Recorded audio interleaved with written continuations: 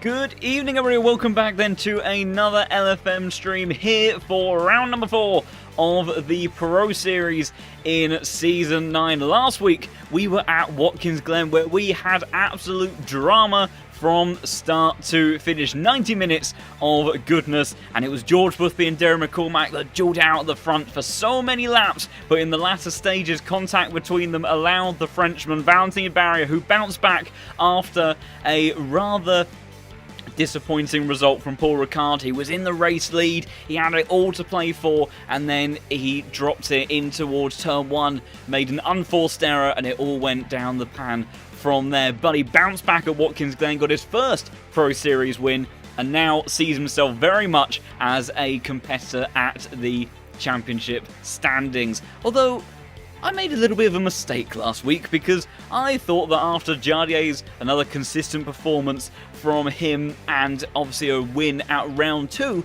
that he was in the lead of these standings. And that is where I am wrong, because by just 6 points, Mr. Consistency so far this season, the Canadian Jaid Hutchinson leads the way on 3,768 points. The man in the Ferrari that has done a stellar job so far extracting pace out of that car leads the championship standings. Now, of course, there will be 2 drop score races later on in the season, but that is certainly a great statement to make for the number 1 Canadian on the LFM platform. And speaking of number 1s on the LFM platform, that is something that has also changed in the last week, because long-standing number 1 man Marco Bischoff, 2-time back-to-back champion in the Pro Series, of course, is no longer the number 1 driver on LFM. Those honours now go to Grantas Carreras, who has been putting in a huge amount of hours into the LFM competition system, and he is now your number one ranked player on ACC for LFM, and I think it's only by a very small amount, so we could even see that all changing by the end of today. But it will be especially interesting to see whether or not that extends towards the Lithuanian, or if the German driver can bounce back after what has been a bit of a difficult couple of races for him. The season started off beautifully for Marco Bischoff with a win at Silverstone at the season opener, but rounds 2 and 3 have definitely been far from ideal, and more or less I think that he has already realistically used up his 2 drop scores for the season, so Marco really needs to be bouncing back tonight if he wants to keep himself in the title fight and keep on pushing that challenge for 3 championships altogether. And of course, where are we? Well, we are at the Hungaroring, a very tricky and technical circuit that is going to certainly put all of our drivers through their paces. 14 turns and 4.3 kilometers of goodness, very technical, and one of the few circuits where the Bentley, if there was one in this field, which unfortunately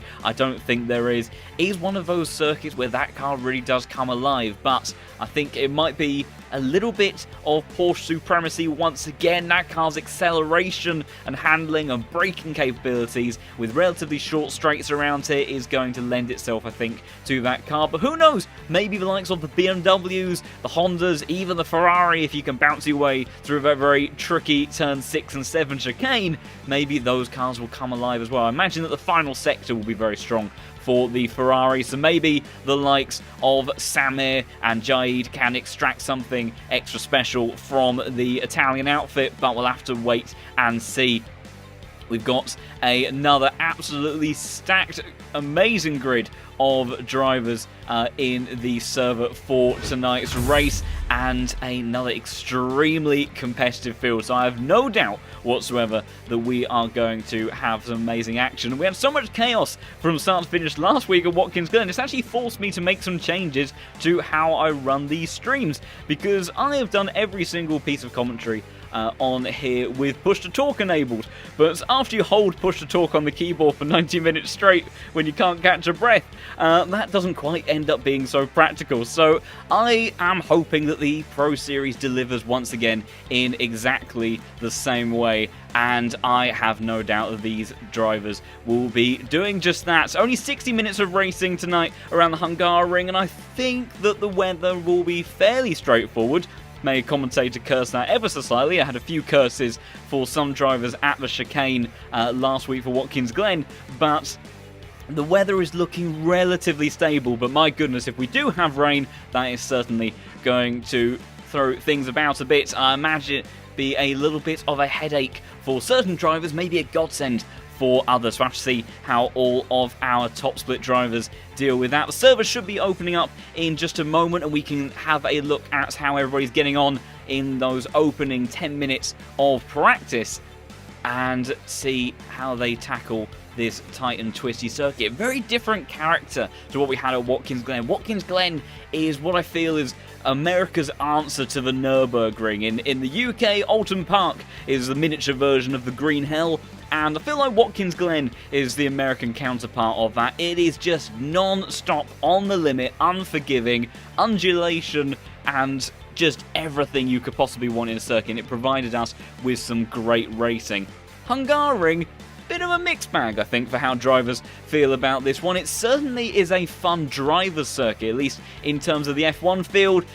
People that follow Formula 1 will know that, for example, Lewis Hamilton adores driving around here, but it can be an absolute pain to overtake. Now, GT3 cars don't have quite the same level of dependency on downforce, so they don't suffer with dirty air quite as much as they do in open wheel and higher speed motorsports, but it certainly does still play a factor. So we'll have to see how all of our drivers get on with that and try to find opportunities, maybe down towards turn 1 in that first heavy braking zone, also on the run up towards turn 4. If you can experiment with some lines through 2 and 3, you can sometimes get quite a good run towards turn 4. And maybe if you're in something like the Honda, the acceleration in that car very, very strong, of course. And then the last sector, it tends to be single file almost all the way from turn 4 up until about turn 11. Very, very difficult to make an opportunity work through there.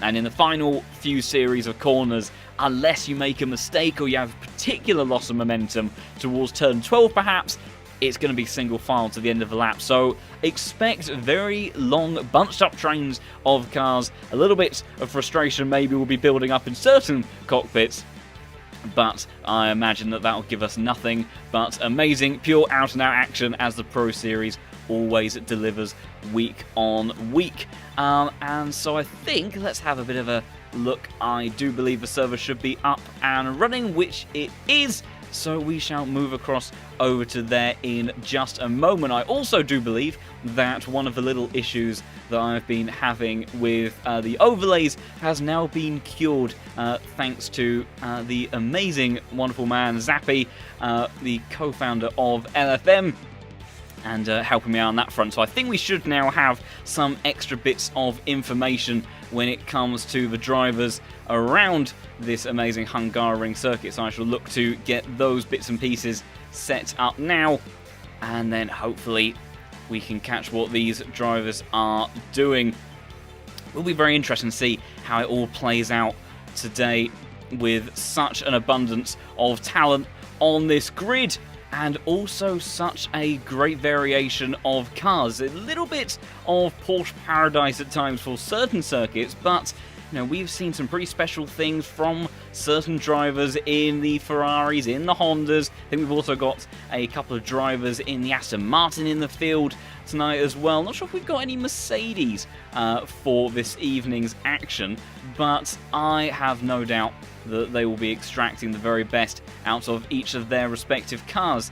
I do believe that we can make our way across now, so I shall look to flick us over and we can have a look at how each of our drivers are getting on.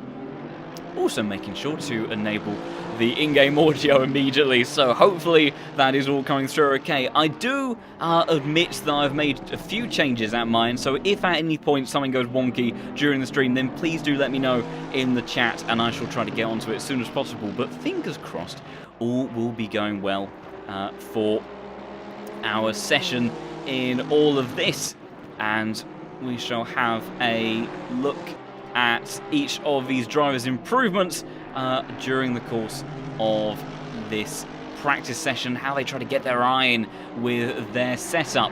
Looking at this man, George Boothby, who is, I think for the first time, has got the official Yassi on that Honda. Obviously see that being sported by Jardier fairly often in the Pro Series, although he has got that wonderful looking Jardier Community Team livery on that car that we did catch a glimpse of last time. And I think also I can actually get a bit of a nicer view for that one and can show that one off a bit more, almost a little bit of a camouflage-like appearance on that Honda, and certainly has been doing him very well for the season so far. We'll have to see how they all get on. We'll see a few Yassi drivers in the field, and I think George Boothby is about to start a lap, so let's allow him to take us around for a lap of the Hungaroring in the Honda for the number 5 car. The man that was a bit unlucky last time at Watkins Glen, he'll be looking to bounce back with a good performance on the run down towards turn 1. Trying to spot your braking point, a little bit tricky using that foam marker board on the left hand side. Clip that apex on the right. Got to be careful with the traction in some of these cars. Be areas like this where the Porsche is particularly strong, then using all that VTEC power to barrel on the way towards turn 2. A little bit of a double apex with this one. You'll see a few different lines tend to go a bit wide in the middle of a corner, snap it back to the apex, so you can have that nice line through in towards turn 3, charging up the hill up towards turn 4. Blind entry here, big commitment over that curb, jump over that inside curb. Got to be careful of track limits there, both on the inside and on the exit of that corner. Round turn 5, patient on the throttle here, yellow flag out for somebody just up ahead of the number 5 car. Now see Boothby really using all of the track there on the entry, trying to open up the line through the chicane, and that Honda looks very settled through there. There'll be certain cars, imagine the Ferraris will be a little bit on the precarious side through that part of the circuit, but the Honda looking very nice through there, and you want that confidence in the race, especially fast set of flowing corners through over towards turn 11. Another area, got to be careful about how much you push the limits there, and then opening up the entry for turn 12, clipping that apex. You can use it to really pull you through that corner and then stomp on the power for a short run towards turn 13. Patient again with this one, a little bit wide line on the entry, use that momentum on the exit towards turn 14, and then George Boothby taking again a bit of that sort of double apex line. Be interesting to see on board with some of the other cars perhaps how they tackle it. Maybe that's something that works for the Honda. Tricky car to extract pace out of at times, although George Boothby certainly has been getting his eye in with that one very quickly and early on in the season. Goes to the top of the timesheets, currently on a 43.3, almost 3/4 second faster than anybody else at the moment. Currently Sasha Vassner in the Porsche, a very nice looking car for the number 12, although has immediately been displaced, as I say that, by Matthias Kuhn, the Satori Racing Team driver in the number 7 car. We've also got Harley Chamberlain, who I think is making his top split debut in the Honda. Has been running that car for quite a while on ACC as far as I am aware. So the number 35 car, I have to see how he gets on this evening, extracting pace out of that one. We've also got another newcomer to the championship, I believe, for top split. We have Barnabas Faskas, who is, I think if I've got my flags correct, I think this will be his home race for the number 39 car, so great to have him driving this evening. Who else? I think we had some other new names. We've got Alex Kopstov in the 31 car I saw joining. Got Krzysztof Makowski, who I think is in the top split for the first time this season. Has been building up his elo slowly but surely. So great stuff for him to work his way up into the category, driving the M4. Be interested to see how he gets on in that car this evening. We've also got number 33 car. Might recognise this name from some of the other championships. Very fast driver Igor Ognodkov, and unusually in the Porsche. I wondered, seeing as this is his first race of the season, and it is a bit of a Bentley specialist track, that we might see the number 33 in that Bentley, but has decided to go for something a bit different this time, so maybe a bit more of a long-term commitment effort from Igor in the championship, and the Porsche obviously being one of the most competitive choices throughout most races. So I have to see how he gets on. We have got the likes of Aidan Walsingham once again, who is in the Mercedes. I got confused there. There was the Aston Martin just up ahead of him, and I thought he had switched cars. But we do have Walsingham in the number 20 Mercedes. Had quite a busy race last time out at Watkins Glen. He'll be hoping for maybe a bit less of an eventful one, but hopefully extracting some good pace out of that car. I've also got Dom Healy, who is that Aston Martin just up ahead. Another quick driver, man from the UK, number 22. Aston around here, probably going to be quite a settled car, but it's going to be a bit lacking in acceleration and agility, I think, in some of these slower speed corners. So it could be a tricky one to try to extract some pace out of. And then, of course, some more fast names in the field. Luke Addison, Luke Whitehead, Darren McCormack, Tinko van der Velde in the server as well. We've also got Wout van Brabant, who I have probably butchered the name of. That will have a few attempts at some of these, I imagine, in the number 23 car for SOP Esports. And then I also saw we've got Gabriel Felipe, the Brazilian driver in the McLaren, is making an appearance in the server tonight, as well as another McLaren driver who proved to be very quick at Paul Ricard, Robin Schwanker, who came oh so close to victory in what was a very dramatic race in terms of tyre strategy. I have to see whether or not McLaren can extract some good performance around here. Has it been a little bit unfairly hampered as of late by some of those BOP changes? And I think a lot of people felt that car wasn't really in need of a nerf particularly, but has had a bit of a detune to its overall power, and have to see if that affects it dramatically around here. How's that car getting on through the chicane? Relatively settled, although wide on the exit for Robinson. Maybe not quite as nice as he would want that car to be planted, but a bit like the Ferrari, expect that car to be very quick in Sector 3 in particular. That final sequence of flowing corners, actually, it's the end of Sector 2 through turn 9, 10, 11, and then up towards tail end of Sector 3 that begins from about turn 12 to the end of the lap. So, drivers will be making their way into qualifying very, very shortly, and we shall have to see how they all get on. Some other new names also just make a mention. We've got Max Lavrushin in the Honda by the looks of it, but overlapped, I think, with Karpinen in one of the M4s. See Thomas Morant making a reappearance in the server as well. We've got Antti Salonen, who's been doing very well in the second split for a lot of the Pro Series so far, but he's been gaining some elo, making his way up the ranks, and now finds himself in the top split. And as a last-ditch statement for the British number 14 car, Luke Whitehead, very, very quick driver indeed, and he goes to the top of timesheets at the end of practice on a 43.025. So I have to see how everybody fares for this evening's action. I think we've got just a couple more cars crossing the start-finish line and finishing out their laps. Number 31 will be the last on circuit. I'll have to see how our drivers fare.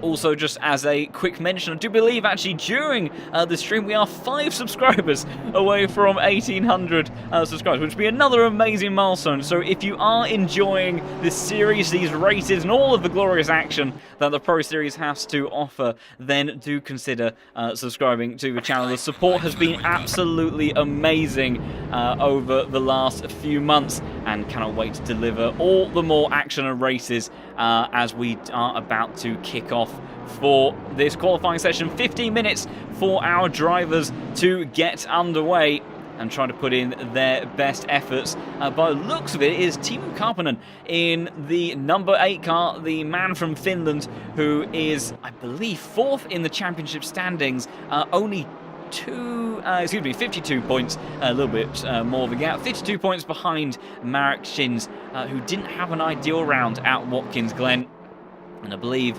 unless I have missed his name, isn't making an appearance this evening either. So maybe an opportunity for Timo to find his way back into the podium spots and see how he fares in that Griphax Engineering BMW. Very distinct livery on that car, and leads the way Drivers trying to get their tyres up to pressure, up to temperature, brakes as well, very important, and they'll have that long run down towards turn 1. I say long run, that's in relative terms, of course. They won't have quite the same complications of temperature management as they would have somewhere like Watkins Glen or Paul Ricard, where you have these massive long start-finish straights, but these tyres are going to be under a lot of load corner to corner, as George Boothby, wasting no time at all, has slotted on past Carpenter. I think the number 8 car may have actually let him go, maybe expecting George Boothby to be on the pace pretty quickly.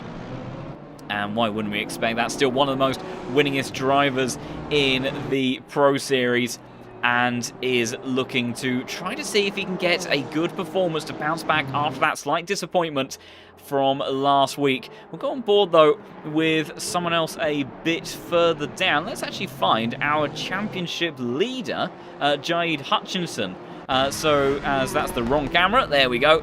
See all of our drivers coming into that final sector as we get into absolute traffic paradise here, as everyone tries to find a bit of a room. So Jade will have to wait just a few moments until he can get going, but the Canadian doing a stellar job so far this season to put him in contention for the championship. And you know, this is the sort of season we saw Grantis Correcus starting to put together. It didn't quite work out enough for him in the end, although still came away with a very strong P3 overall in the standings, and that P2 snatched away by Massier in the last couple of races. But Hutchinson banking in some very good results early on, and certainly will be one to watch. Leads the championship by a couple of points. Have to see how the Ferrari driver gets on. So down towards turn 1 once more. It's that lovely noise of all those extra bits of fuel being dumped out the exhaust and popping and banging out the back of this Ferrari as he then sends it down towards turn 2. Notice a lot less aggressive on the entry curve. Ferrari renowned for being unsettled in the curves, but nice section for the Ferrari here. Gets the power down and acceleration through turn 3 on the run up towards 4. How brave does he feel on the entry towards this one? Quite aggressive on the entry curve. Little bit oscillation through the apex, and then maybe a bit wide on the entry in towards turn 5. Maybe takes a lap or two to get the Ferrari dialed in. It does tend to be gentler on its tyres overall, and relatively settled through the chicane, but it did look like a more cautious approach from the Canadian. So have to see how he fares through the next sequence of corners, where the Ferrari should be pretty good. The downfall starts to kick in through this sector and really manage to drag everything out of that car, clipping apex to apex. Running over that exit curve, that should be alright within the bounds, and then taking a nice bit of entry curve on the run in towards turn 12, taking that curve over that inside apex, and then running it through the last couple of corners. Got the Aston Martin thing of Boris Garofulin up ahead. Now see, top of the timesheets at the moment, moving all the time. George Boothby by 0.4 of a second over his Yassi teammate Jardier leads the front of the field. Darren McCormack, interestingly, the Porsche, right now only good enough for the front row. What's it going to be for our championship leader? P4 for the time being for the number 10 car. So that's a stellar effort for the man that has extracted so much consistent pace so far this season out of the Ferrari. And that's a car that I was expecting to struggle. Obviously early days in this qualifying session, but I think he'll be quite happy with that. And I said Sector 3 is where that Ferrari may be strong, and purple was the number 10 car in that last one. First 2 sectors were strong for the number 5, George Boothby, rounding out a second effort, I do believe, although he seems pretty even with his delta. I'm not sure that we're going to see any improvements from Boothby on this lap as he heads towards the timing beam, and 300ths down on his previous best. Someone though that is improving, Darren McCormack, a 10th, 2 tenths back and forth a bit, hopping over those curbs in the middle part of the lap, taking maybe a bit too much curves through there, really pushing the limits of what you can get away with around this Hungarian layout. But he is 3 tenths up and going purple in this middle sector, using all of that downforce and acceleration in the Porsche. Tinko van der Velde, teammate to Darren McCormack in the number 17 car, goes up to the front row, still just over a tenth away from George Boothby, but McCormack, the man that's obviously battled a little bit too hard, I think, by his own admission in the end last week at Watkins Glen, trying to put Boothby under pressure for pole position. Valentin Barrier puts in a very good effort, last week's winner, as Luke Whitehead goes at the top of timesheets on a very strong time, 42.1, and McCormack, not to be outdone, 42.137 for the Irishman, displaces Whitehead immediately, and it goes to 2 Porsches at the front of the field as we enter around the halfway stage of this lap. Jaid improved on his lap to a 42.6, slots into P6 behind the lead Ferrari right now of the number 19, the Dutchman of Tinko van der Velde, still up on a lap and improving at the moment. So I have to see whether or not Tinko can move his way up. Valentin as well, as he tries to navigate his way through a little bit of traffic towards that very tricky chicane. How does he fare?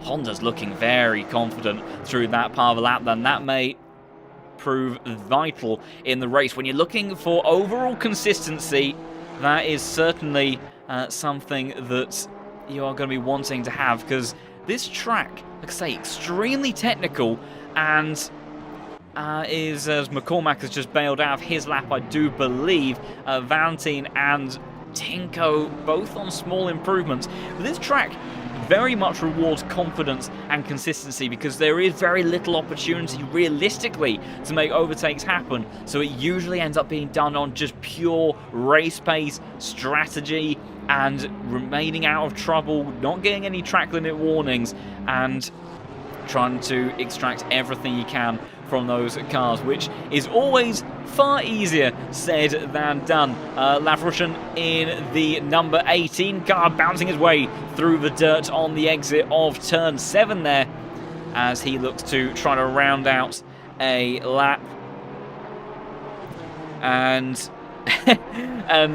some great support for Jaid in the corners. As always, Canadian, very popular in the chat. And also, yes, the Pro Series does certainly give us a bit of an insight into how these aliens extract all that pace that they do, and what is it exactly that separates them from those that are in those second, third splits that are absolutely rapid. You put them in a normal public server and they'll likely be topping the timesheets, but in comparison to some of the really quick guys in this top split, they are just a few tenths ahead, and they just find time absolutely everywhere. It's all about using those extra bits of curb, trail braking, using the throttles to steer the car, kind of get a bit of Michael Schumacher inspiration of how you balance that car through the corners, and just having pinpoint precision lap after lap, and being able to maintain your tyres, read the strategy, everything about it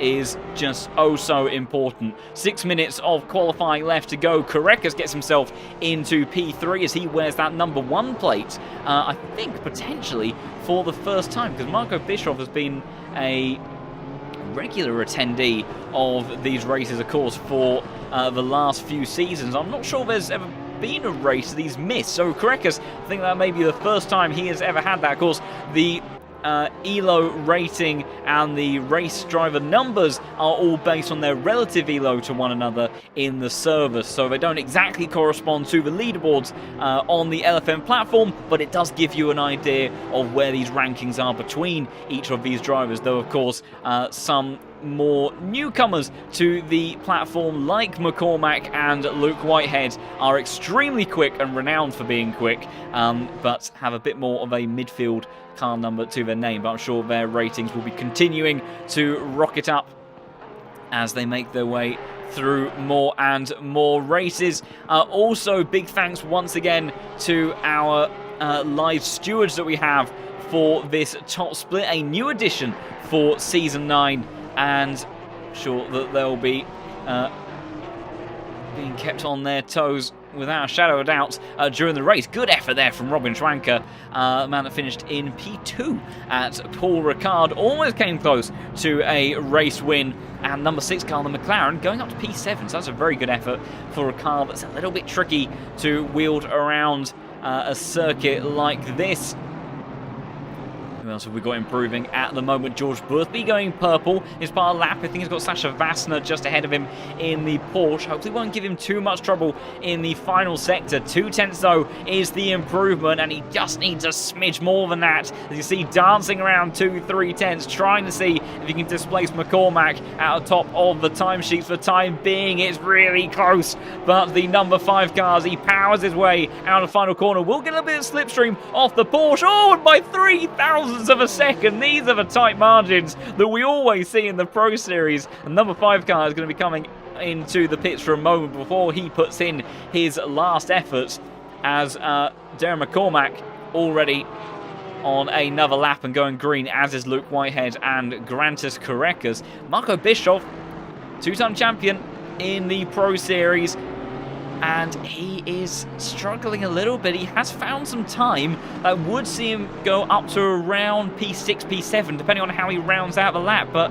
hasn't been a comfortable few races for the number 2 car, and he's found himself starting in the mid-pack on a few occasions. Qualifying has been an absolute specialty of his for so many races. But he's been struggling a little bit relative to some of these other drivers, and it has had a big effect. P6 for Marco Bischoff, but up to the top of the grid for the time being. Luke Whitehead, 42.0, but the man that is trying to get into the 41s for the first time. Although I think grayed out there, I think that was a bit of a bit too much of a push there from the Irishman, so I don't think this lap will count, but it does look like McCormack has a bit more in the tank and may be able to get into the 41s, but great effort there from Luke Whitehead. Who else have we got up and downfield? We've got Mattis Lateo very early on in the lap is the Frenchman in the Audi number 13 car. He has found a 10th or so. We've also got the likes of Samir Fock down in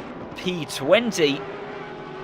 Samit not always having, oh, that was a big stretch with the track limits, that they get away with much more than that, but the Race Esport team car pushing the absolute limits around here to extract everything. That's what you need to do in a grid like this, and McCormack has just committed to his lap. Let's go on board, actually. That's the wrong button once more.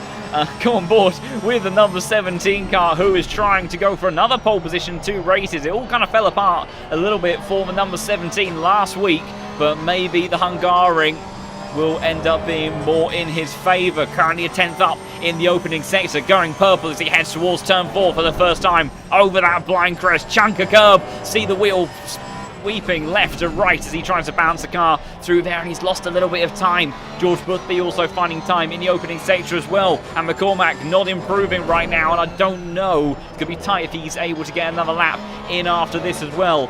Will he, through that mistake on the previous one where he went over the track limits, chunk curb through in towards turn 8, how he fared through turn 9, pushing limits through there in the bounds this time around, and he is a 10th up and going purple once more, swings it in towards turn 11 there, bouncing between the brake and the throttle on the power, once again using everything on the exit the Irishman can get away with over the curve on the entry to the braking zone, clipping that apex on the power once more, accelerate with the flat 6 in the back of that car towards turn 13 now.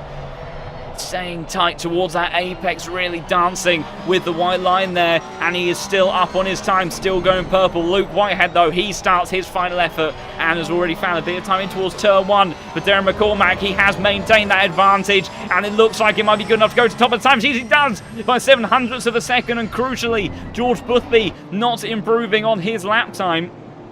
But he will get another effort, as I was going to say, as will McCormack, but that is it. So Darren McCormack won't improve any further. Luke Whitehead on a lap, and he won't get another effort after this. George Boothby, one of the last drivers to cross the line. See, went purple in sector 1 on the last lap, but ends up bailing out of it in the end. So can the British driver do anything to displace those Porsches at the front of the field? Korekas in the early stages of his lap, and Marco Bischoff, Valentin Barrier, Tinko van der Velde all staying in their current positions for the time being in 5th, 6th and 7th, so no improvements for them. Jardier has just started a lap as well, so he must have been really tight with the closing part of the timer, and he's found a small amount And it is absolute fractions of a second right now between each of these drivers. Number 31 car, that's Kopstov, has just come to rest on the side of the circuit. So no further improvement for the number 31 car. George Boothby, though, looking quick, and as is Luke Whitehead.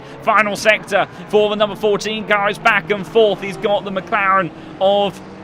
I think that's Robin Schwanker just up ahead of him, and it's a 10th up for Whitehead. It's going to be absolutely to the wire. What's it going to be as he crosses the line? Oh, and it's a 41.995. He breaks that 41 barrier, and he gets 5 thousandths underneath the mark to take provisional pole. George Boothby, though, isn't out of this just yet. He is absolutely nip and tuck with his previous best. So is Jardier, but he's got a lot more to find if Jardier wants to make his way in towards that top 5 area. What can the number 5 car do? I'm not seeing any improvements, and he needs to find a chunk in the final sector of this lap as he makes his way through turn 14 for the last time on the power. You see he has gained a little bit more, but I don't know if it's quite going to be good enough as he hits the timing beam, 42.217. It won't be good enough for an improvement. What about Jardier? What can he do? The Yassi teammate is good enough for P10, but it won't be good enough for anything further than that. And Luke Whitehead ends up taking pole position here for round number 4, only fractions ahead of Darren McCormack.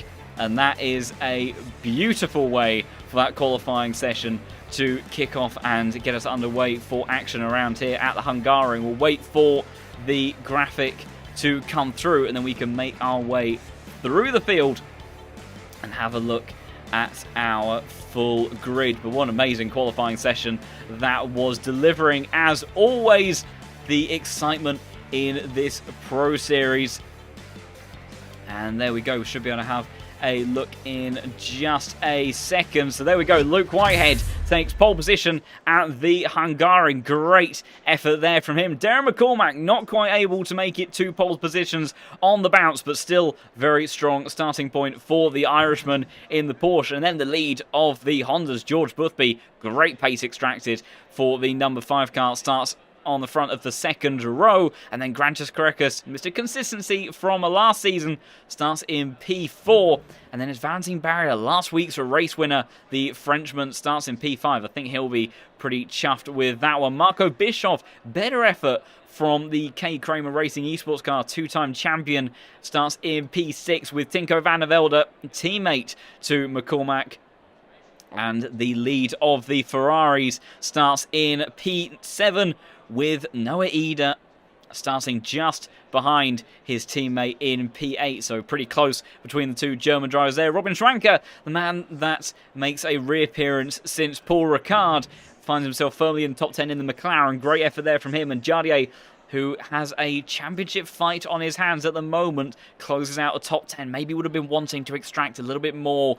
He'll be eager to know where those crucial tenths came from in George Boothby's lap further up the field. And then we've got... Oh dear, that's a little bit confusing. What's happened there? So on my leaderboard, I had Hutchinson in P12, as things have got a little bit out of sequence with all of that. I'm trying to re-establish what's happened there. Has Hutchinson dropped out of the server? That'd be an absolute disaster for the championship leader if he has. I'll double check, but I can't find him on my leaderboard. So that is a big disappointment potentially for the Canadian, who was, I believe, qualified in P12. And now doesn't seem to be anywhere to be seen, because I've got Luke Addison on the overlay starting in 18th, but the grid seems to have shuffled around, and he's in 17th. So disaster, I do believe, for the man that is in the lead of the championship. Will round out the top 20 with Sasha Vassner in, excuse me, that's P19 now. Everything's been completely shuffled as I try to work out what on earth has happened with that. Lavrushin will start in 20th position, and Samuel Fock will start in 22nd place in the Ferrari.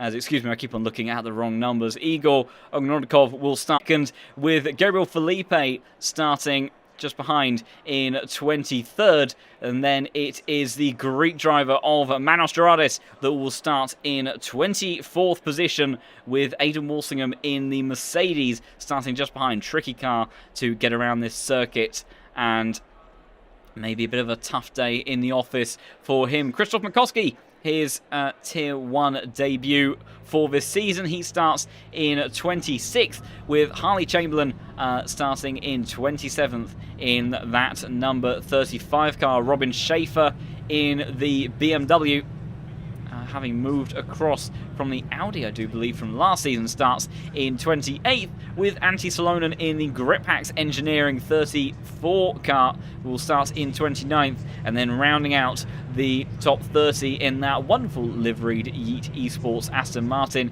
is Marco Schada. And then just behind, Sean Tempest in the 27 BMW will start in 31st, with Thomas Morant, having moved over to the Porsche, will be in 32nd position. Wout van Brabant in 33rd position. I might have to have a few goes at that one for the 23 car.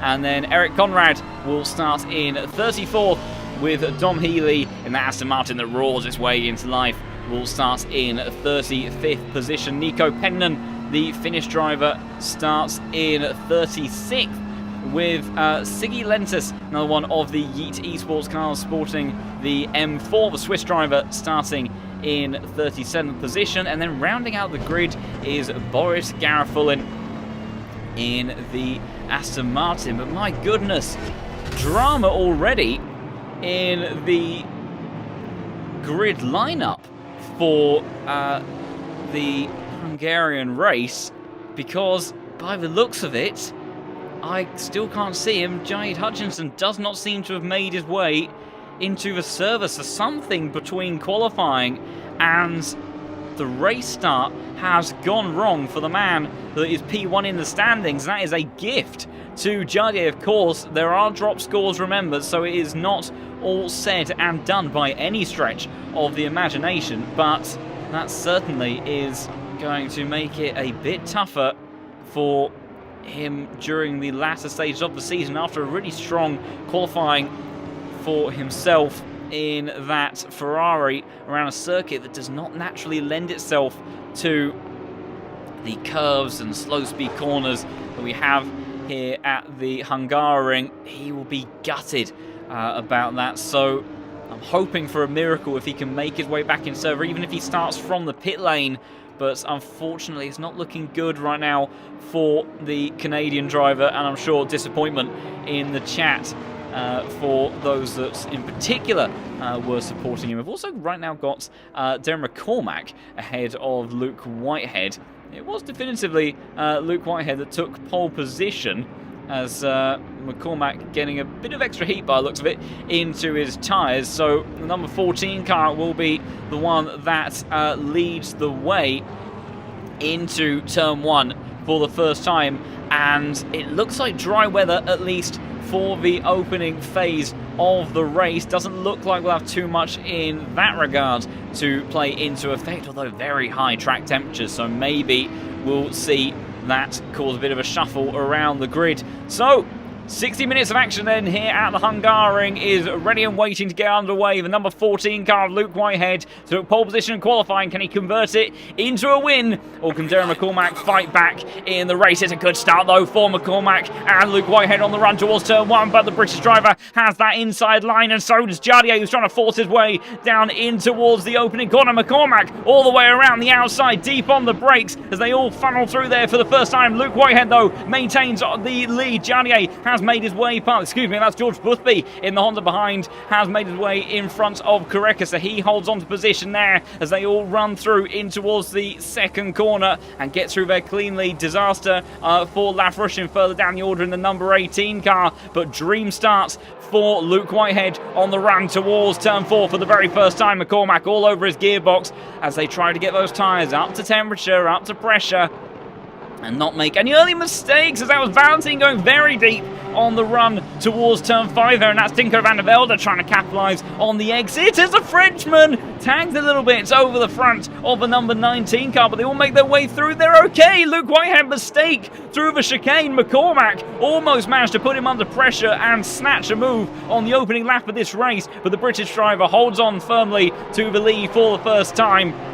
And George Boothby, Karekas, Marco Bischoff, Noah Reeder in hot pursuit just behind. Not too much drama, by the looks of it, further down the order. And number 18 car has managed to get back involved in that train pretty quickly as they all fly through the final sequence of corners for the very first time. Valentin already putting some pressure onto Noah Reeder. Of course, he is in that Honda, may have the straight line speed to put some pressure onto Noah as they get towards turn 1. Difficult line for the German driver as Whitehead has opened up that gap just a little bit. How much of a pace advantage does the Honda have? Acceleration strong for the German driver ahead of him, so it won't be a move. Karekas thinking about the inside of George Boothby towards turn 1, but can't make anything stick. So tricky to make moves happen here as they get a little bit bundled over that apex for the first time. And they start to spread out just a little bit on the run down towards turn 2. Now, wide moment for McCormack. He'll be able to bring that back towards the racing line.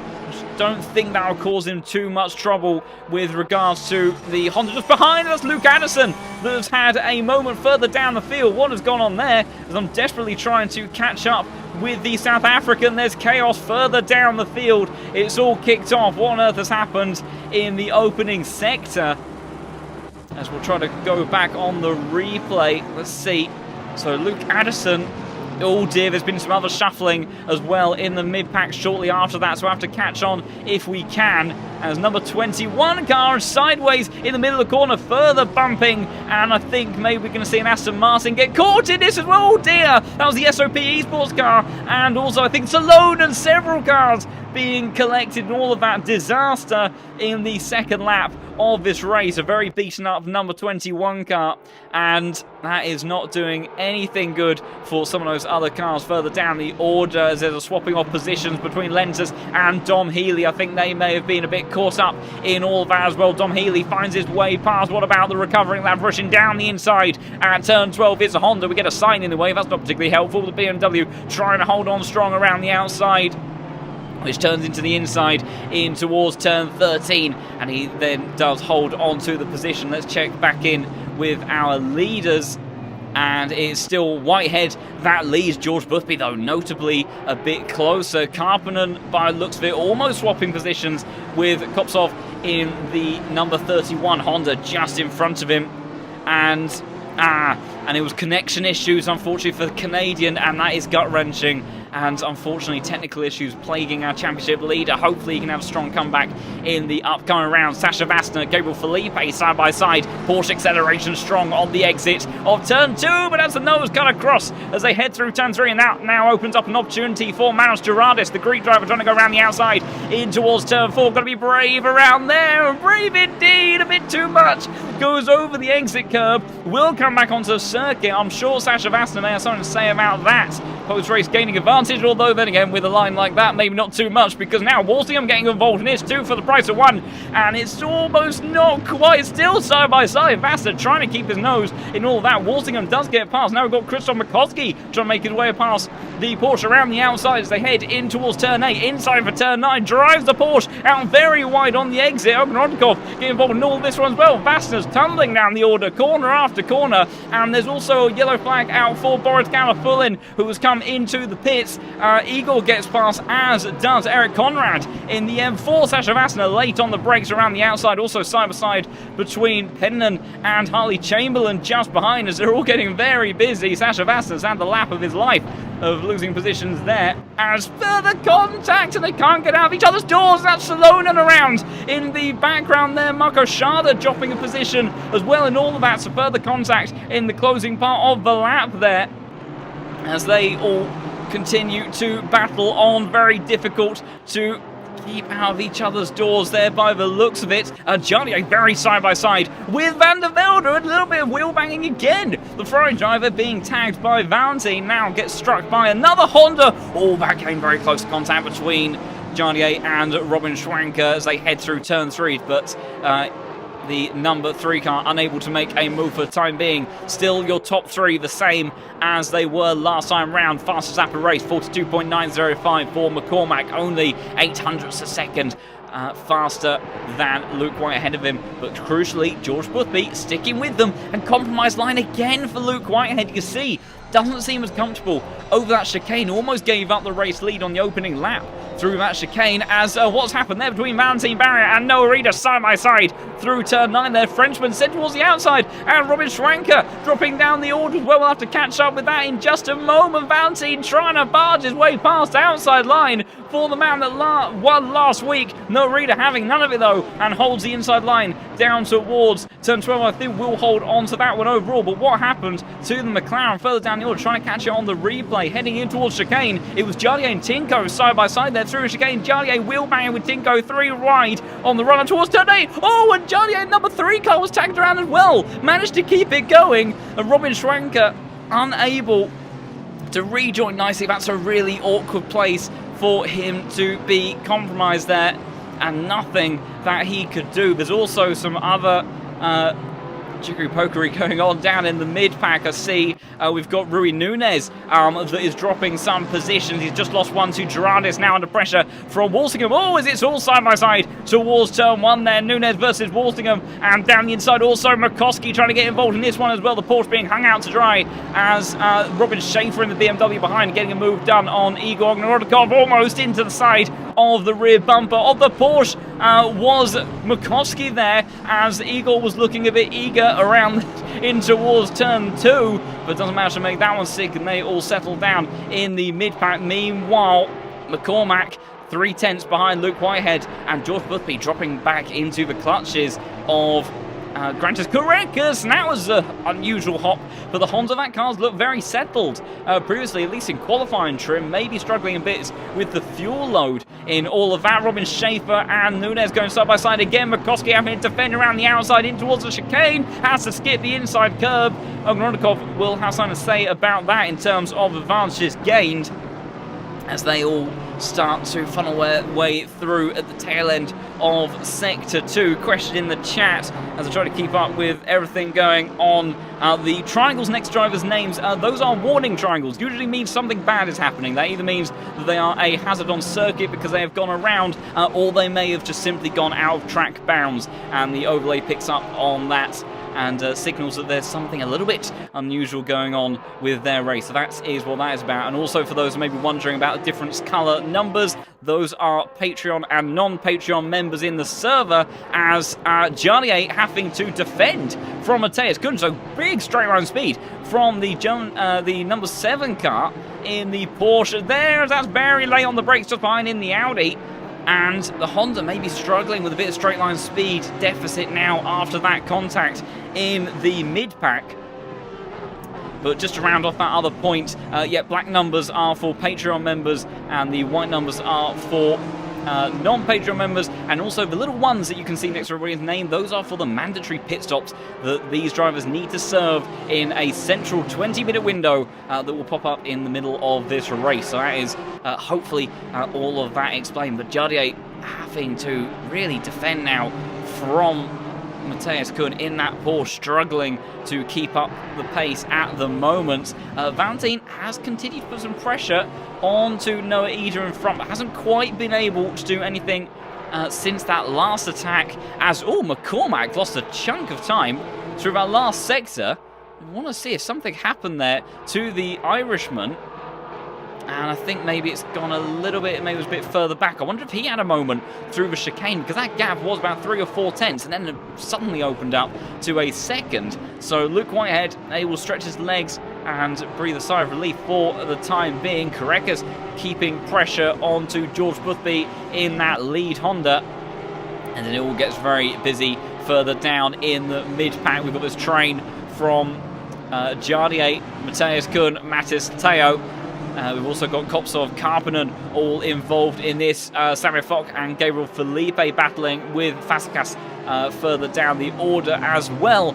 But no one able to make a move as of yet. A little bit of slipstream on the run towards turn 1. Defensive line from Barnabas towards turn 1, but the Ferrari nor McLaren able to do anything there. In actual fact, a bit of a compromised exit for the Ferrari, but I don't think the McLaren has got the torque and power to really rival the number 4 cars. They come out of turn 1. See different lines though being taken between each of those drivers as they try to settle into their groove. As a wide moment for the purple McLaren in the background, as what's happened there? Thomas Morant and Sean Tempest side by side. BMW cutting off the nose of the Porsche as they head through turn 3. They will try and catch what happened there. So they were side by side through turn 2, and in the end it was number 26 car ended up losing out. Sean Tempest made his way through and up into towards 28th position, just ahead of Thomas Moran there. Dom Healy also getting a bit involved in all of that. Gaps have continued to open up a little bit at the pointier end of the grid. 7 tenths and almost a second now between Whitehead and McCormack, and then down from McCormack to George Boothby respectively. Matthias Kuhn always out a bit side by side in the background there between Lentus and Dom Healy. The two Yeet Esports cars putting pressure onto the Aston Martin, almost 3 wide on the run down towards turn 12. Dom Healy very brave on the brakes there. Need a different camera angle to try to see what's going on. The M4 trying to hang on around the outside as they head in towards turn 13. That'll play out in the way that I think they started. Also, I think there was some shuffling of position between the number 23 car and Robin Schwanker, who is recovering his way up through the field. That car, I think, is at least in the number 6, hasn't got too much damage. There was the initial contact, but he did manage to keep out of the path of everyone after he was spun around, unlike, unfortunately, with 23, that had a big collection of impacts with that second lap collision with Luke Addison stranded in the middle of the circuit. Samuel Fock putting pressure on to Barnabas in front of him to go on board in the Ferraris. He tries to extract all of that high speed corner pace that he can out of the number 4 car, but it's difficult to get past that Honda quick in a straight line, and very few opportunities to make use of.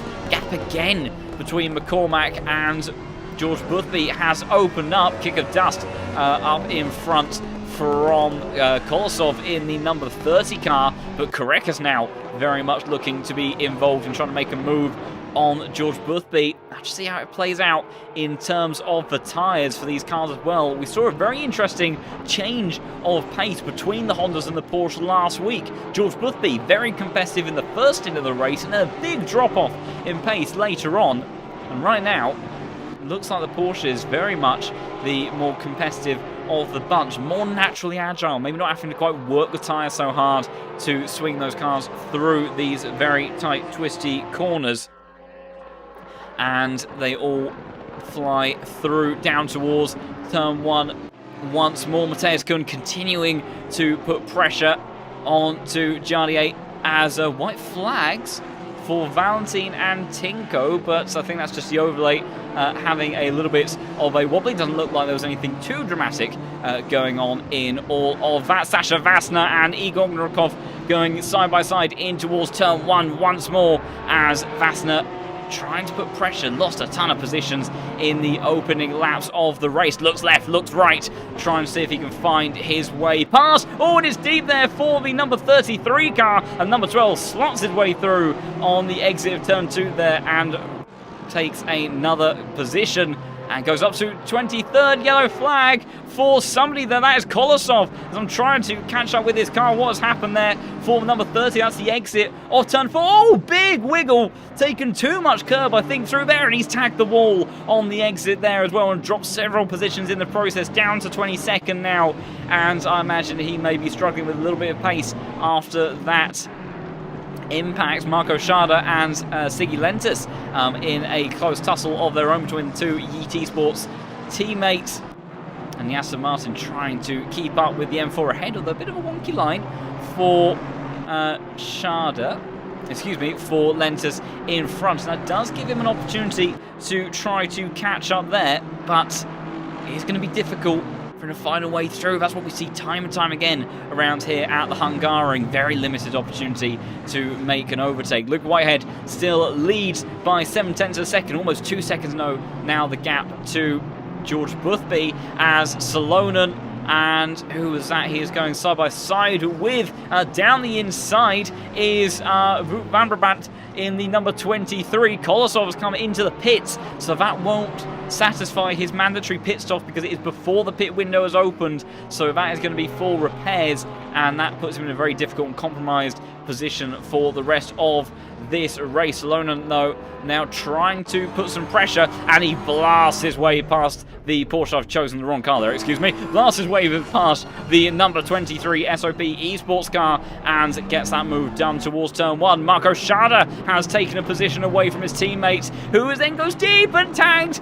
by Lavrushin just behind. Manages to keep it all pointing in the right direction, just about. And damage limitation there, but swapping of positions for those cars. Matis Lateo brings out the white flag for a moment, maybe a moment through the chicane.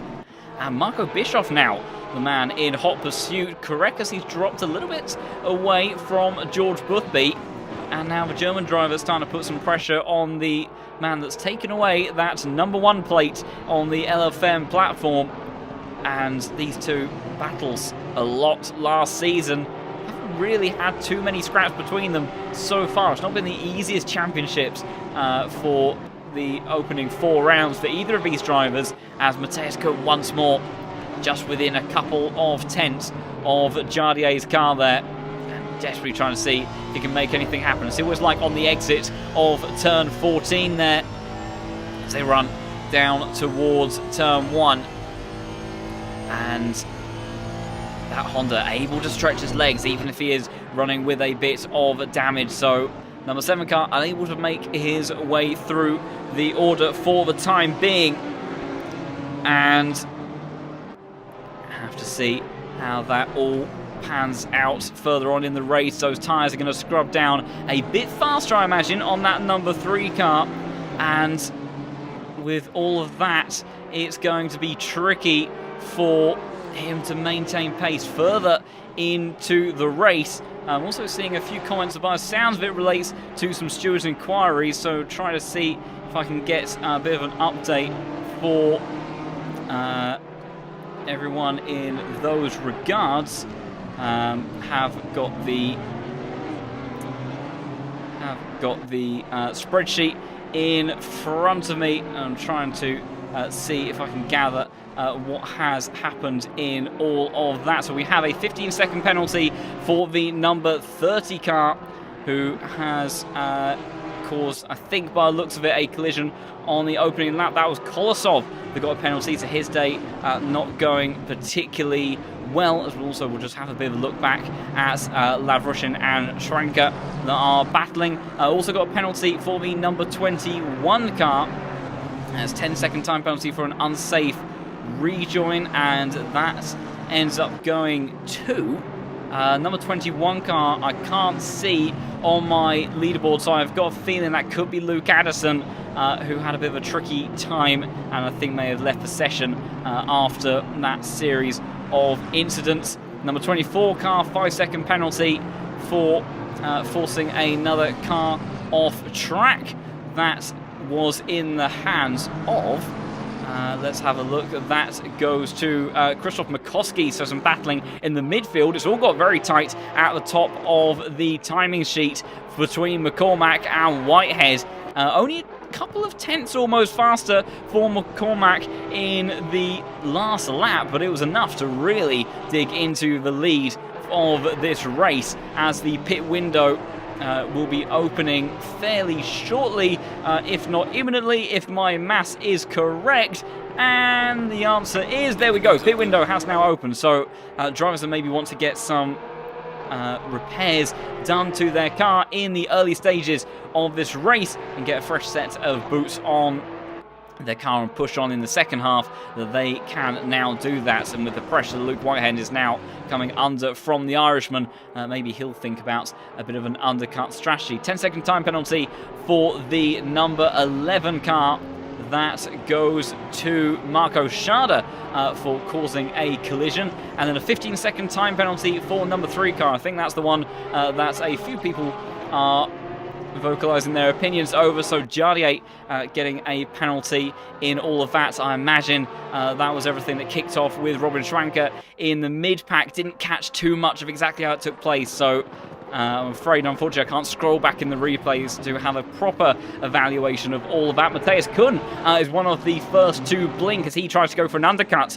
on Jardier just in front of him, of course, and obviously feeling like he's got some extra pace in that car to make his way through the order, and have to see how he emerges from the pits. Few more cars coming into the pits as well. We've got Makovsky, we've got Chamberlain, Lavrushin coming into the pits as well, and see how that early undercut strategy plays out. Of course, it is easier to defend around this circuit compared to somewhere like Watkins Glen or Paul Ricard, where there's that big toe effect down the either that back straight at Paul Ricard or that run up towards the deadly chicane at Watkins Glen. It's a lot easier to park a car on the apex around here, so those undercut strategies, although maybe not always the most fun to drive and not overall the quickest, in terms of track position, can end up working out quite nicely if you can make it stick. So Sean Tempest as a yellow flag for Matthias Kuhn. I believe that is just him emerging from the pits, and he does into clean air, so that should work nicely for him. Big oversteer moment for the number 27 car as he tries to self in hot pursuit of Thomas Morant. Igor Ognorodnikov tries to close down on Sasha Vassner as well, but unable to do too much for the time being. Karekas has continued to keep up the pressure onto George Boothby, and only 4/10 separates those two drivers now. 10th and a half up was the advantage for the number 1 car last time around. Timu Karppinen, another driver to come into the pits. We might see a move happening here for the number 31 Honda, trying to make his way past Matis Lateo in the Audi ahead, but the Audi maybe not quite the rocket ship in a straight line it used to be, but it's still pretty good, and almost into the rear bumper goes the number 31 car, but thankfully manages to pull that one up just about in time, as also the gap between Noah Reid and Valentin has come down. Big dive towards the inside, not quite for the number 31. We'll have to wait another day, and it looks like he'll end up sticking behind. Someone that isn't hanging around, though, is Ognorodnikov, who seems to have got past on the run down towards turn 1. Switchback on the exit. So these two scrapping through multiple parts of this race. I think that was the SOP Esports car getting out the way in all of that. The 33 makes his way through. Granted, Karekas absolutely planted to the gearbox of George Boothby for that battle for the final spot on the podium. And McCormack still within just a few tenths of Luke Whitehead, but unable to do anything about that for the time being. And Samuel Fock also putting pressure onto Fazekas in the mid-pack. This is the battle for 12th position, with Gabriel Felipe hanging on to the back of all of that as well. These drivers a bit outside the top 10. Obviously, that's goes a bit nicer on the results sheet. If you can make your way into those sorts of positions, there's that extra bit of pride every time you make your way through those sorts of increments, but these guys hang on to the outside. Valentin comes into the pits now. Last week's race winner has decided to get the fresh tyres on his car as he goes for the undercut onto Noah Eder, as looking back up at the front of the field. McCormack in the 17 car, putting pressure onto Whitehead, not allowing the British driver to escape by any means, and 2/10 almost was the relative improvement for the Irishman to Whitehead on that last lap, and is putting a lot of pressure on to Whitehead if he wants to hold on to this race victory. But a long way to go in the next 35 minutes as this trio of cars still battling through the opening part of the lap, but the straight line speed of the Honda of Barnabas that sits in 11th place, enough to hold position for the time being as more drivers come into the pits. Also got the likes of Walsingham and Nunez Gerardis in a scrap of their own, but each of these drivers staying as they were. Nunez, in fact, actually dropping a little bit further back than he would have liked, as Robin Schaefer is, I think that is a lapped car, just behind him, if I'm not mistaken. So that is not for position, but it is in hot pursuit of those in front of him. One of the closest battles on circuit, though, continuing, is this for the lead. Darren McCormack in the 17 versus Luke Whitehead, and neither one of them deciding to come into the pits just yet. They've got a good margin over George Boothby, and George Boothby staying out as well, so neither of those drivers looking to do anything different in terms of strategy for the time being.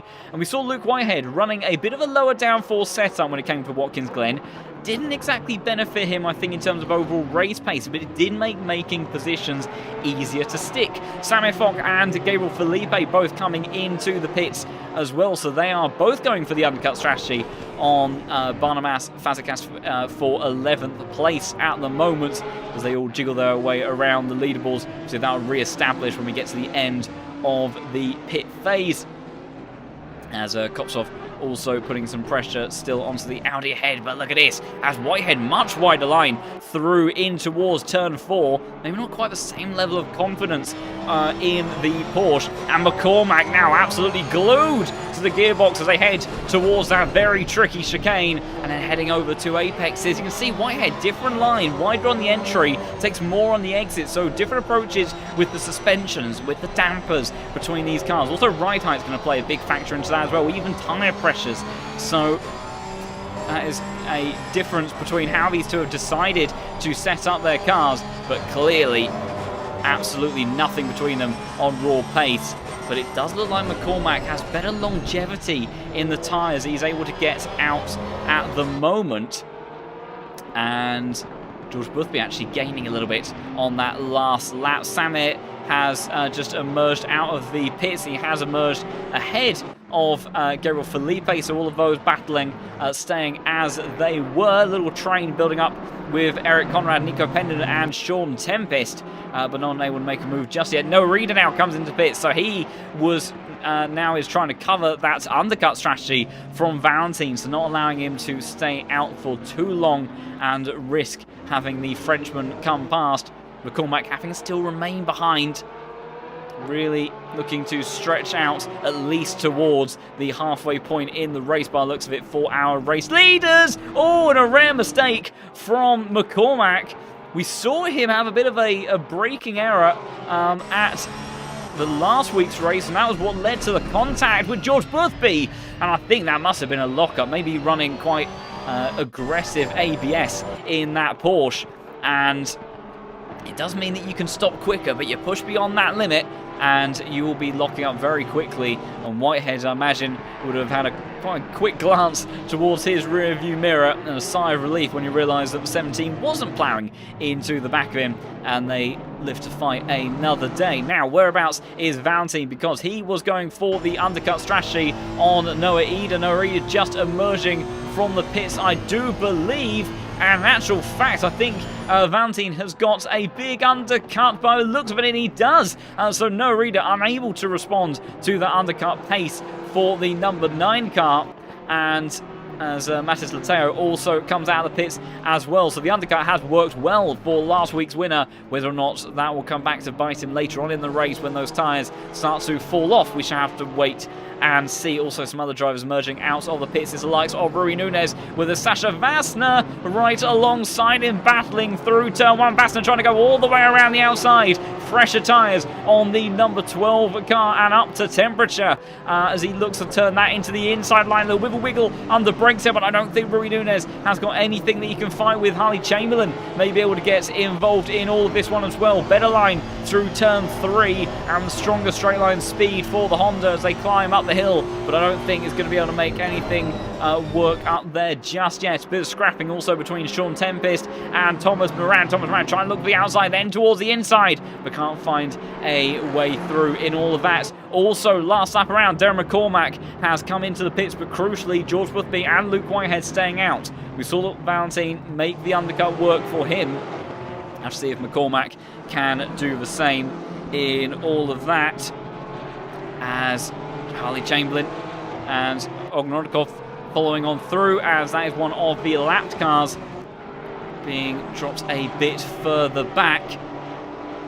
That is the number 30, Harley Chamberlain. Difficult exit on the run towards turn 12 there around the outside. Igor trying to go. Oh, very late on the brakes there, and a bit of argy-bargy both ways for each of those cars. Number 33 back down the inside on the run in towards turn 13, and number 33 does make his way past in all of that. Marco Bischoff has also emerged in front of Norida, but he's lost the position to Valentin as well. So I think Valentin has made a very nice undercut stick, and that's correct. It's just ahead of him. So Valentin running very well on those fresh tyres.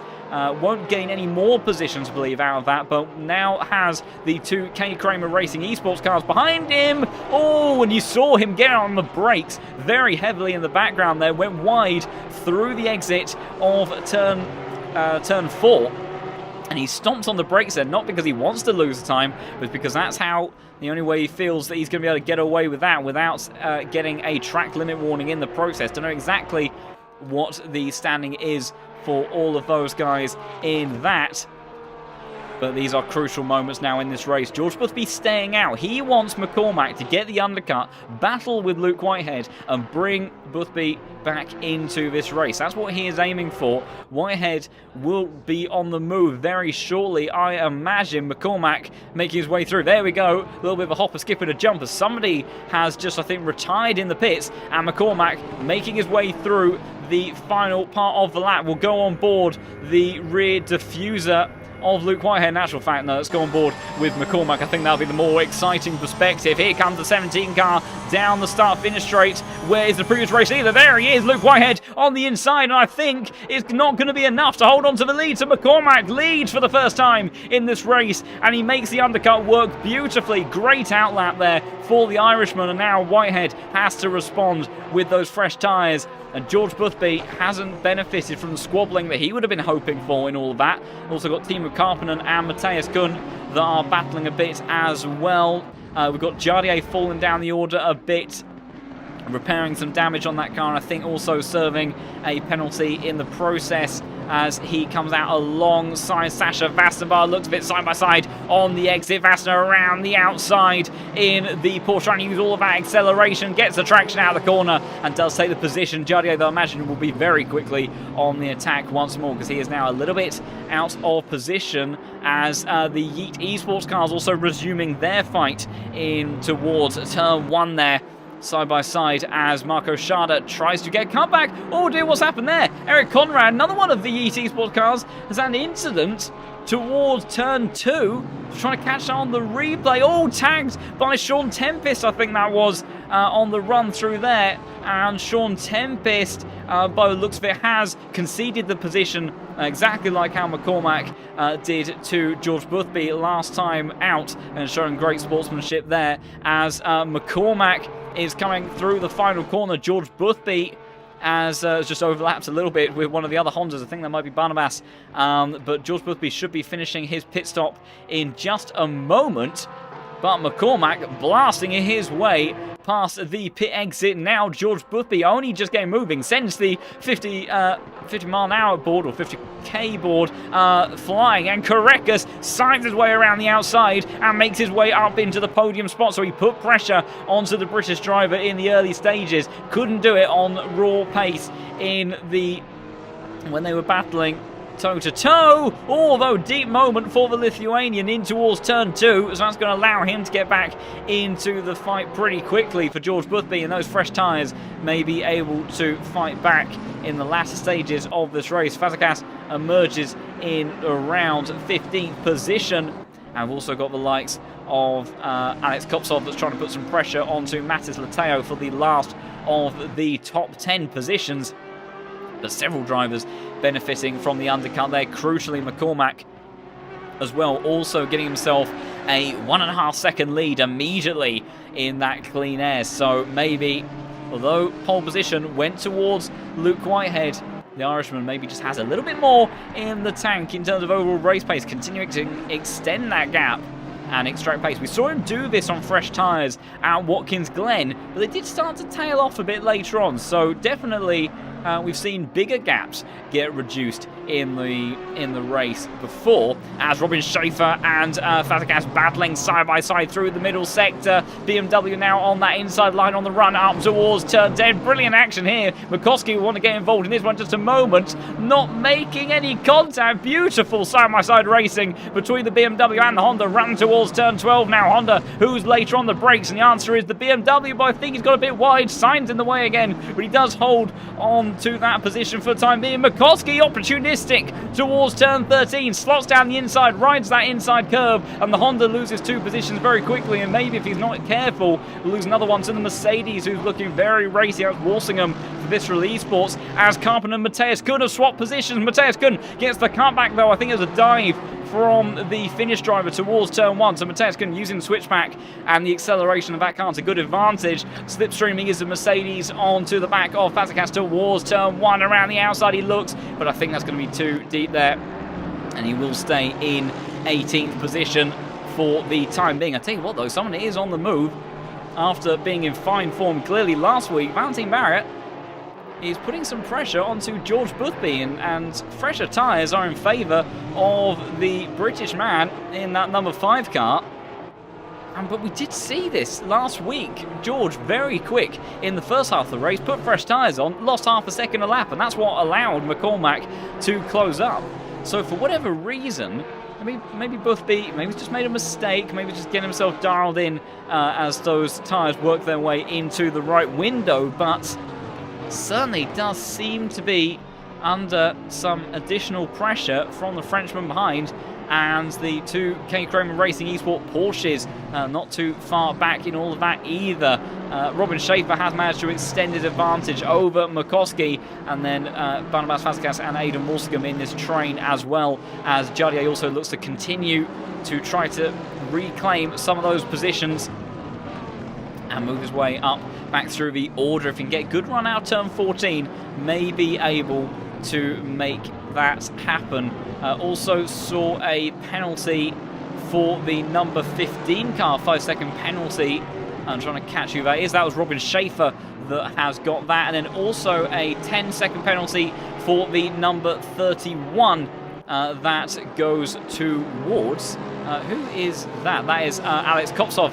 That has come away with that penalty, and then another 10-second penalty for the 27 cars. Jardier looks down the inside. Vassner looks like he was going to respect the gap and decides he's got enough of an advantage there to shut the door through turn 1. So Jardier, number 3, unable to make a move just yet. And just finish off that last penalty. Number 27 is Sean Tempest. So that'll be for the contact with Eric Conrad, I do believe. And 10-second time penalty for himself. Up at the front of the pack, Darren McCormack holding that 1.5 second advantage, though crucially almost 3/10 gained for Luke Whitehead last time around. So number 14 car, just got over 20 minutes left to go in this race, trying to make something happen. There's not a huge tyre difference between these two, but Whitehead can get them into a better window and extract some longevity from those tyres, then maybe he'll be looking pretty racy. But in the early part of the race, it did seem like that advantage was in McCormack's court. Number 8, Karppinen, the Finnish driver, continuing to put Mateus Kuhn under some pressure. And actual fact, fastest lap of the race just gone to McCormack's, immediately responding on the next lap, 42.16. Although fastest lap of the race now goes to George Boothby. So shifting back and forth, George Boothby was under pressure from Valentin Barrier not too long ago, then immediately counters out with the fastest lap of the race as he sets off to try to close down on Korekis and reclaim that last podium spot. As Kopsov again putting pressure onto Lateo. Feels the need to go middle of the track, but not enough to go defensive on the entry towards turn 1 there. And in the end, the Honda still having to settle behind the Audi. That car used to be an absolute rocket ship. Jardier, I think, has just made the move stick on the run down towards turn 1 on Sasha Vassner, and he has. And I think that's going to be a simple drag race towards turn 1. The Honda power outweighing the Porsche he was fighting against, and he does hold on to that one. Sasha Vassner not giving up on trying to snatch that one back, but I think Jardier will have the pace, and the pit window has just closed, but I think everyone had closed out all of their pit stops anyway. Another battle that is heating up in the middle of the pack. Gabriel Felipe and Manos Gerardis. I think also, I have just noticed, I believe Gerardis was actually ahead of Sammy Falk. Oh, that's an awkward way through the chicane for the purple McLaren, and upset by the curbs is that car. Very low ride height is a McLaren and does not do well with those sorts of bumps. So that allows Gerardis to open up the gap, and Samir, I believe, got past the BMW in the pit stop phase as well. Also, Kate Kramer Racing Esports cars having a bit of a battle starting to heat up. Number 16 of Noah Eder putting pressure onto Marco Bischoff. So at the beginning of last season, Noah Eder did quite often look to be the faster car as Matthias Kuhn is coming into the pits, and I have a horrible feeling that that may be for a drive-through penalty for track limits. So that is disappointment for him. And Noah Eder, he's made the position stick. So Noah Eder, the man that quite often has finished behind the reigning two-time champion in the Pro Series, gets the move done towards turn 1. Let's see if we can get a glimmer of that. Again, let's go on board with Noah Eder. Not all too often you'll see Marco Bischoff falling backwards, but number 16 car, how late is he on in the brake, swings out to the right-hand side and absolutely nails the braking point there, covers Marco Bischoff off on the exit, and Noah Eder extracting all that acceleration from the car and finds his way into 6th position. Great overtake there and battle between the 16 and number 2 car. Kopsov still putting pressure onto Matis Lateo. They've moved up into the top 10 now after what we presume to be a drive-through penalty for Matthias Kuhn, who's emerged in 22nd position, just ahead of Nico Peninen. And he'll be looking to try to charge on and reclaim some of the time that he has lost as a result of that. It's another situation. Oh, it's a little bit awkward exit, actually, for the number 7 car. Under pressure from Peninen in that BMW. As he clobbers those curbs through the chicane, but holds on to that position for the time being. I think Jardier may be trying to make a move onto Aidan Walsingham in just a moment. Go on board the rear diffuser of that Mercedes, hearing that V8 roar as he gets a face full of the front bumper of that Honda, who's looking to charge his way back up through the order, showing his nose towards the inside line. Walsingham has respected it. Side by side on the exit now of turn 13. Jardier holding nothing back as he's got a championship of 5-ball. Walsingham demolishes a cone in the process. This is losing the number 3 car a lot of time, but I think now as Jardier flies down this back straight, surely straight line speed advantage in favour of Honda is keeping pace of Mercedes, but the slipstream does start to kick in inside. Walsingham moves Jardier towards the outside, then side by side around the outside. Can he make it stick? I think he's got the pace to do it, and he outdrags the Mercedes on the exit, and the number 3 car moves up into 17th place as he tries to recover these positions. I don't think Walsingham can fight back with anything on the exit towards turn 2. It would be an amazingly brave series of corners if he did, but Jardier will take that one back and sets off in charge of Barnabas Fazekas in 16th place. Also at the front end of the field, Luke Whitehead has dropped back to about 1.7 seconds, a gap now between our race leaders. Tell you what though, Noah Eder absolutely on a charge. Valentin's tyres already seem to have hit a little bit of a cliff, and he may have got track position ahead of those 2 K Kramer Racing Esports cars, but the unleashed number 16, Noah Eder, who seems to be in a very competitive state right now, putting all sorts of pressure on last week's winner. And Marco Bischoff just waiting for an opportunity, trying to see perhaps if his faster teammate can open up a gap and then follow him through. It's so easy. We saw Sasha Vassner losing several positions in the process during this race when he went side by side in that middle sector, and just car after car follows one another through, and before you know it, you've lost several positions in the process. Deep on the brakes for Noah Eder through there. That won't have helped him, and Valentin able to open up the gap just a little bit, as a Bischoff will be trying to give him a little bit of a friendly hurry up to his fellow teammate. Number 31 of Kopsov still unable to make his way past Matis Lateo, holds on to that 9th place position in the Audi. There's some cheering in the chat for definitely what is a great move. Also, I'm afraid I can't quite keep up with everything in the chats, as it's been an action-packed race as always, and also a very active chat that, so it makes keeping track of all the messages a little bit tricky at times, but hope everyone is enjoying this amazing race. Even if we haven't had quite as much side-by-side action as we did at Watkins Glen, it certainly had all the thrills and spills that we've come to expect from the Pro Series. Gabriel Felipe continuing to put some pressure onto Gerardis, who runs a little bit wide on the exit of turn 5. It's not the most critical of spots, I think, for track limits.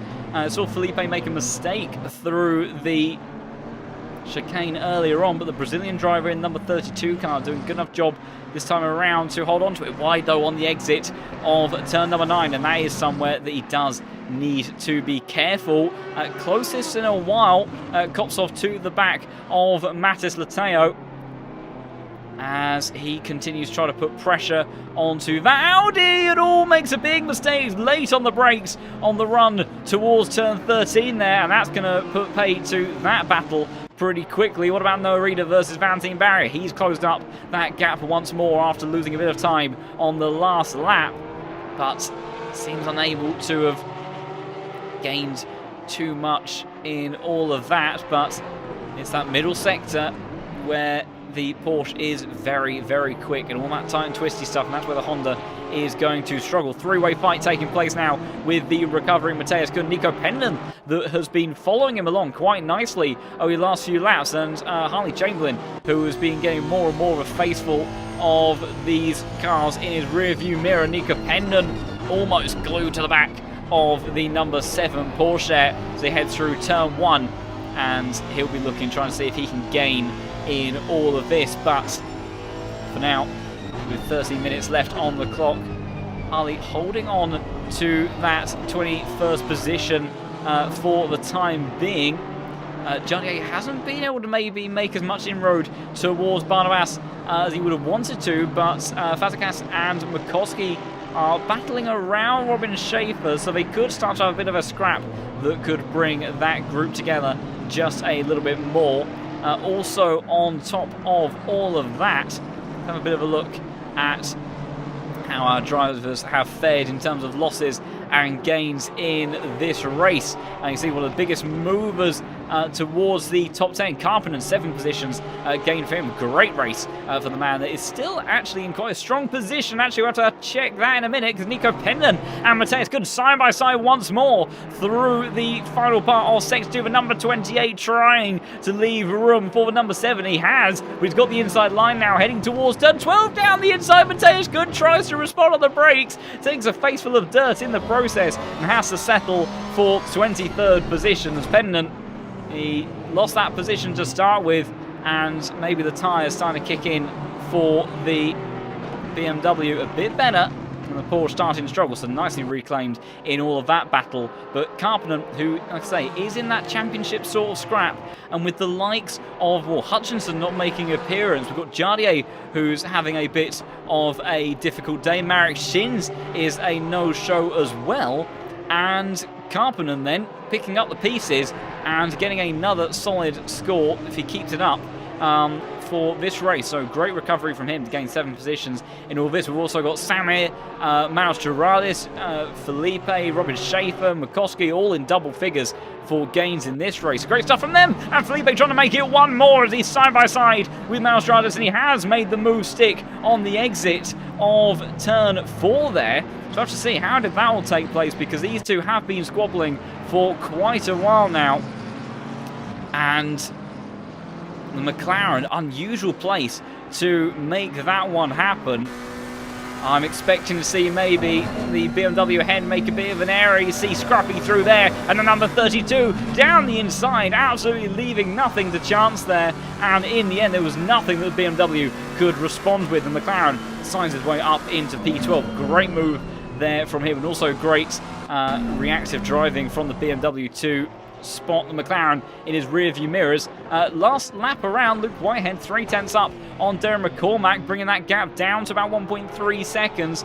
As also George Boothby hanging around the 1 second mark of Grantis Correcus, so still maybe not quite over and done with just yet at the front end of the field as they continue to put one another under pressure as this little trio of Nerida, Marco Bischoff and Valentin Barrier battle for 5th place, with Valentin also getting a bit of appreciation in the chat for the livery on that car. Yeah, the Brabham Esports car, and I think very much rocking a livery inspired by those colour schemes of when Brabham was a manufacturer in Formula 1, the earlier years of Brabham, that is, not so much when they partnered with Alfa Romeo and so on and so forth. So yeah, very nice series of colours on that car. Kopsov still looking at the back of the Audi, and I think has just made a bit of a mistake, if I'm not mistaken. Was very close to the back and very deep on the brakes towards turn 5 there, and the gap opening up to about a second in the process. Again, Luke Whitehead gaining time on this last lap. So big drop off over the last few laps for McCormack as Penman and Chamberlain have gone side by side, and again it's through that part of the lap. So the BMW down the inside, I think very similar move to what we saw Gabriel Felipe doing, and a little bit of argy-bargy on the exit is the only difference, but the Finnish driver able to make his way up into 21st position. So Penman getting his elbows out to make that one happen. I think you have to do that a bit around here, as again Luke Whitehead now within a second. So it wasn't a big difference in when those drivers decided to come into the pits, but right now McCormack seemingly struggling a bit for pace, and with 8.5 minutes left to go, we could see these two going toe-to-toe once more for the race victory.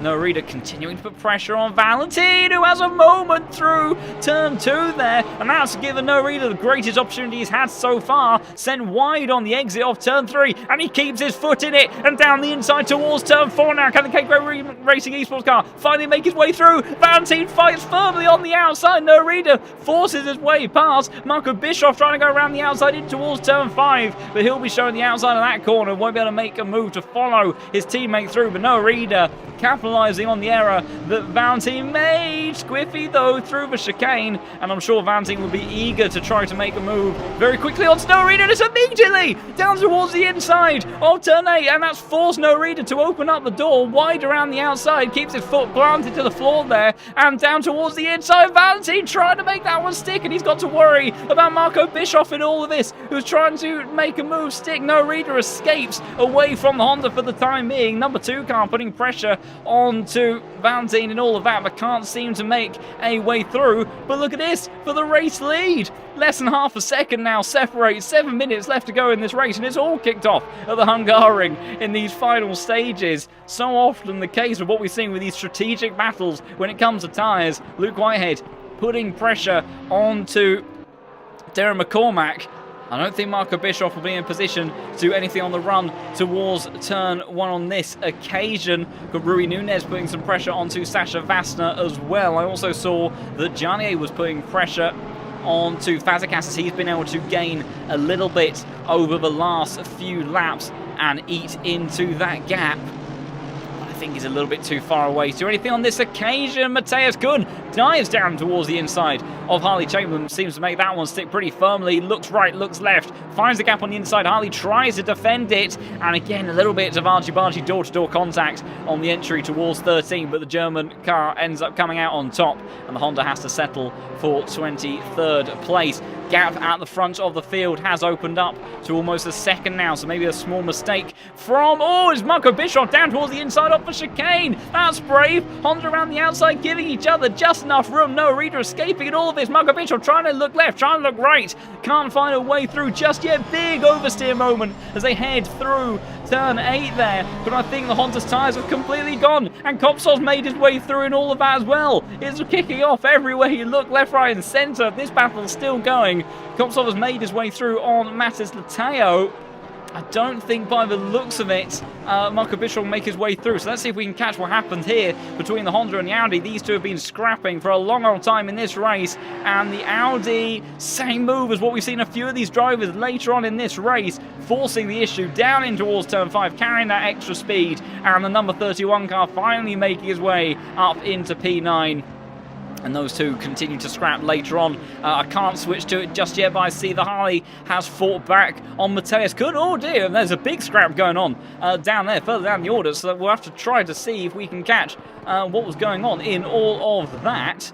as Dom Healy, there's a moment for Matthias Kumba, looks on the exit of turn 9 there, and the Aston Martin able to sweep around the outside. Did he pass Matthias Kuhn? He did get it done, and Jardier's just made his way through. What on earth is kicking off up and down the order of this race? Marco Bischoff pushing on now as well, trying to see what happened with Jardier and Fantacas. Jardier went around the outside towards turn 12. We've got a sign in the way, that doesn't help. Jardier, that might be a little bit of an investigation, I'm not sure, because it might class as gaining advantage, and looks like 39 car went deep there. Walsingham contact on the apex, and the Honda sent around in all of that.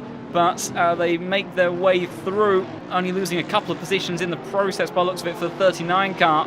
Whether or not, though, there'll be any advantage gains handed out, I am not so sure. I'm not sure they'll even get the inquiries dished out quick enough in these closing stages of the race anyway. Speaking of penalty updates, I don't think there's anything new to report on that front, as McCoskey continuing to put some pressure on to Robin Schaefer just ahead in the BMW, but hasn't been able to make anything stick just yet. Marco Bischoff again almost pushing Valentin in the final sector. No Reader has been able to set off in charge further up. Luke Whitehead within 7/10 once more, but unable to do anything. Oh, as I say that, 2/10 as they head towards turn 1. So that gap shrunk immensely quickly. Maybe a bit of an awkward braking zone for McCormack as they went into there for, I think they'll have about 3 laps left. Yellow flag out for Rui Nunez. I'm trying to see what happened there. Replay. Oh, big oversteer moment. Did well to hold on to that one and almost into the wall on the other side. Quick hands inside the cockpit of the Porsche, as Jardier now in a position perhaps to make a move onto McCoskey just in front of him. They're all in that bit of a double toe effect with the BMWs ahead. How brave is Jardier on the brakes? And the answer is very. Sneaks up towards the inside. Oh, a little bit of a push and a shove with Christoph on the outside onto the runoff area there, and will hold the position. Meanwhile, Harley Chamberlain and Dom Healy very close to one another. Drag race between those two drivers on the run up towards turn 1. Aston Martin, Matthias Kuhn also under pressure in all that as well. Matthias Kuhn's got very deep in all that. He's going to lose the position. Thomas Moran, Dom Healy won't get the move done on to Harley Chamberlain in front, back up towards the race lead. Absolute chaos up and down the grid in these final couple of laps. There'll be 2 more when they hit the timing beam this time around, because McCormack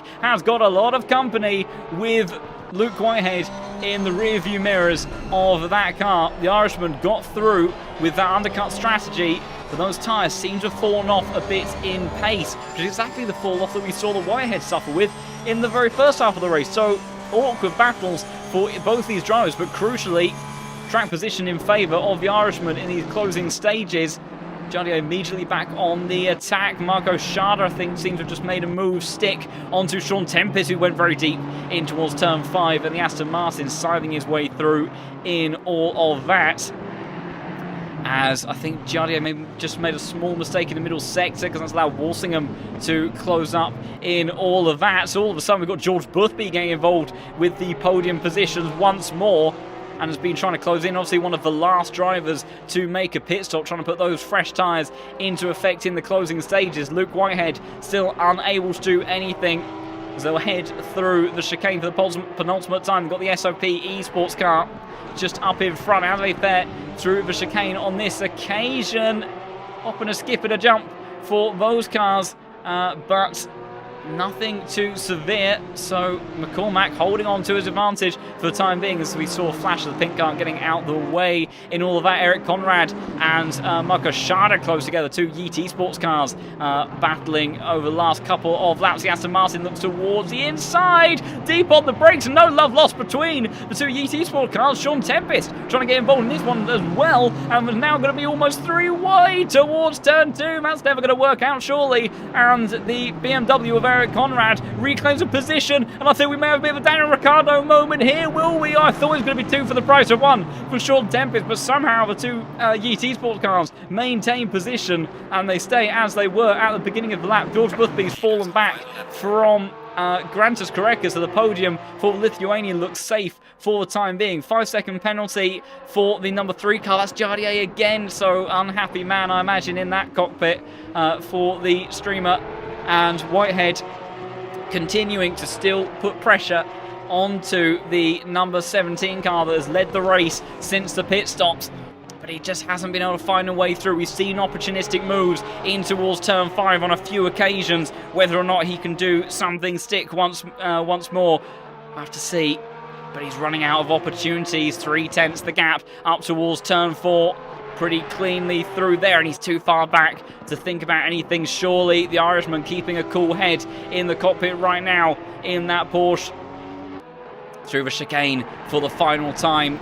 Will this be a difference maker? Awkward for McCormack. Oh, it wasn't clean for Whitehead either. Scrappy for our two drivers battling for the race win. And it's still very close between them in this final sector of the lap. But McCormack better line through the final series of corners in Sector 2. And he's got enough breathing space. A wide moment for Whitehead as well. And I think that might be all she wrote for Luke Whitehead's chance to try to snatch the race win and dying moments of this race. Jardier still putting pressure onto McCoskey, but I don't think anyone is going to make anything stick before McCormack hits the line. But the number 17 car, he had to work for it. He did it on strategy, which is one of the only ways you can make moves happen here at the Hungaroring. And Luke Whitehead pushed him all the way to the end. But Darren McCormack is going to win here at the Hungaroring for round 4 of the Pro Series. Whitehead finishes in second. Grantis Karekis takes a almost lonely podium in the end. George Boothby unable to put those fresh tyres into effect, and he will finish in 4th place. Noah Reeder looks like he is going to come through in 5th. Great effort from him. Valentin in 6th. That undercut not quite working out. Yellow flag with Matthias Kuhn and Thomas Morant. What's happened there? Oh dear, and the tiniest bit of contact between the 26 and number 7 car managed to keep it going in the end.